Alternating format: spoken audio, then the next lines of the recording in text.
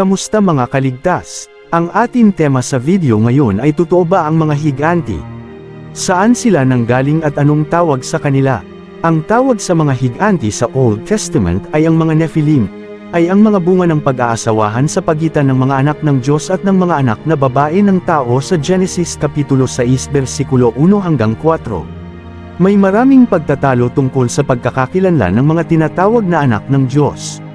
Naniniwala kami na ang mga anak ng Diyos ay ang mga anghel na nagkasala o mga demonyo, na nakipagtalik sa mga babaeng tao o ginaya ang katawan ng tao at nakipagtalik sa mga babaeng tao. Ang pag-aasawahang ito ay nagresulta sa paglabas ng mga Nephilim, na mga tinatawag na bayani ng unang panahon at mga lalaking bantog, Genesis Kapitulo 6 versikulo 4. Bakit gagawin ng mga demonyo ang ganitong bagay? Hindi sinasabi sa atin ng Biblia ang kasagutan sa tanong na ito. Ang mga demonyo ay masasama at ginagawa ang anumang kanilang ibigin kaya walang nakakagulat sa kung ano ang kanilang kayang gawin. Kung ano dahilan sa paggawa nila nito, ang pinakamalapit na espekulasyon ay maaaring nais nilang padumihin ang lahi ng tao upang hadlangan ang pagdating ng tagapagligtas na si Heso Kristo. Ipinangako ng Diyos na ang Mesiyas ay manggagaling mula sa lahi ni Eva, Genesis Kapitulo 3 versikulo 15, na siyang dudurog sa ulo ng ahas, si Satanas. Kaya maaaring sinusubukan ng mga demonyong ito na hadlangan ang hulang ito sa pamamagitan ng pagpaparumi sa dugo ng tao, at gawing imposible ang pagsilang ng isang banal na tagapagligtas.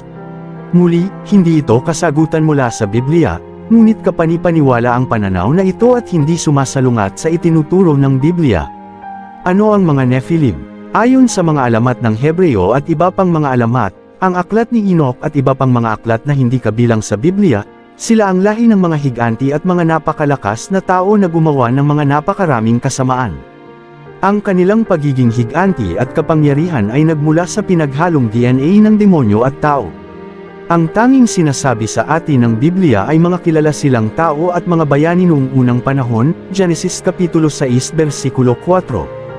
Ang mga Nephilim ay hindi mga taga-ibang planeta, kundi mga literal at pisikal na mga tao na bunga ng pag-aasawahan ng mga anak ng Diyos at mga anak na babae ng tao, Genesis Kapitulo 6 versikulo 1 hanggang 4. Ano ang nangyari sa mga Nephilim?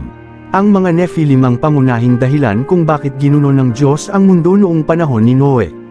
Pagkatapos na mabanggit ang mga Nephilim gaya ng inilahad sa atin sa salita ng Diyos sa Genesis Kapitulo 6 versikulo 5 hanggang 7, at nakita ng Panginoon na mabigat ang kasamaan ng tao sa lupa, at ang buong haka ng mga pag-iisip ng kanyang puso ay pawang masama lamang na parati. At nagsisi ang Panginoon na kanyang nilalang ang tao sa lupa, at nalumbay sa kanyang puso. At sinabi ng Panginoon, lilipunin ko ang tao na aking nilalang sa ibabaw ng lupa. Ang tao at gayon din ang hayop, at ang mga umuusad at ang mga ibon sa himpapawid, sapagkat pinagsisisihan ko na aking nilalang sila. Nagdesisyon ang Diyos na gunuwin na ang buong mundo sa pamamagitan ng baha at pinatay ang lahat ng tao at lahat ng may buhay, kasama ang mga Nephilim, maliban kay Noe, ang kanyang pamilya at ang mga hayop na nasa loob ng arko, Genesis Kapitulo 6 versikulo 11 hanggang 22. Nasaan ang mga Nephilim pagkatapos ng baha?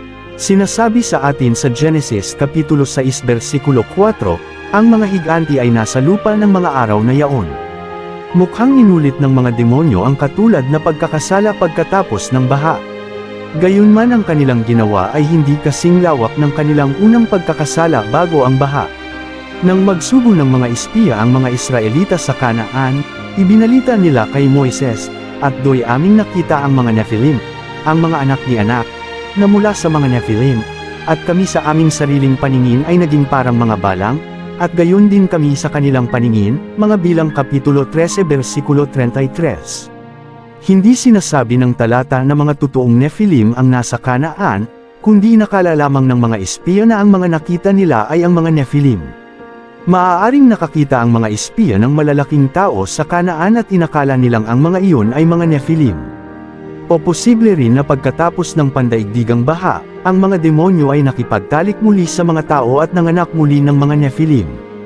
Anuman ang nangyari, ang mga higanteng ito ay pinuksa ng mga Israelita ng kanilang sakupin ang Kanaan, Josue Kapitulo 11 versikulo 21 hanggang 22, at sa ibang bahagi ng kasaysayan, Deuteronomio Kapitulo 3 versikulo 11, Unang Samuel Kapitulo 17. Mga kaligtas, sana mayroon kayong natutunan sa video na ito. Tandaan, ligtas ang na kay Jesus, at ligtas ang may alam sa katotohanan. Bago magtapos ang video na ito, special shoutout sa ating mga kaligtas na sina Jams Chicks Hunter, kay Francisco El Mundo, kay Resty Malanco, kay Edwin Gardose at kay Eric Borja. Salamat sa suporta, God bless po sa inyong lahat. Patuloy pa natin palakihin ang ating pamilya, at paramihin pa ang mga mananampalataya kay Heso Kristo. Please continue to like, follow and subscribe to our YouTube channel and Facebook page. God bless and keep safe mga kaligtas.